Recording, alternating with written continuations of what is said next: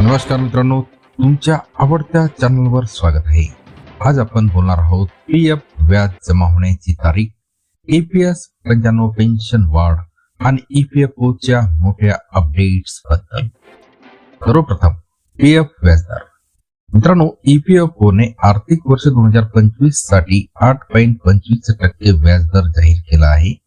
पण हा व्याजदर जाहीर झाला म्हणजे लगेच पैसे खात्यात येत नाहीत। यासाठी अंतिम मंजुरी केंद्रात वित्त मंत्रालयाकडून मिळणे आवश्यक असते। साधारणपणे ही मंजुरी मिळाल्यानंतर काही महिन्यात व्याज खात्यात जमा होते।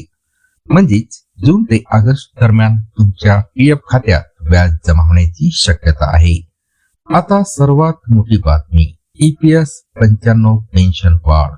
मित्रांनो, सध्या ईपीएस 95 अंतर्गत किमान पेन्शन फक्त 1000 रुपये आहे, पण आता ही रक्कम थेट 7500 रुपये करण्याचा विचार सरकार करत असल्याची माहिती समोर येत आहे। कर्मचारी युनियनची जोरदार मागणी, संसदीय समितीची शिफारस या सगळ्यामुळे सरकारवर दबाव वाढला आहे। मात्र लक्षात ठेवा, अजून अंतिम निर्णय झालेला नाही। ईपीएफओने यावर्षी एक मोठा विक्रम केला आहे।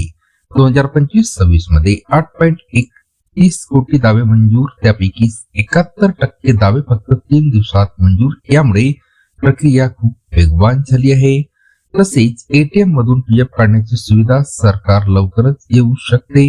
ई प्राप्ती प्लॅटफॉर्म मुळे जुनी इनएक्टिव्ह खाती पुन्हा सुरू करता येणार, म्हणजेच ईपीएफओ पूर्णपणे डिजिटल आणि फास्ट होत आहे।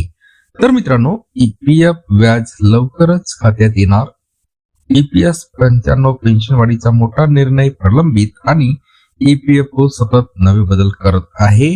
ही माहिती उपयोगी वाटली असेल तर व्हिडिओला लाईक करा आणि अशाच अपडेटसाठी चॅनलला सबस्क्राईब करायला विसरू नका। धन्यवाद।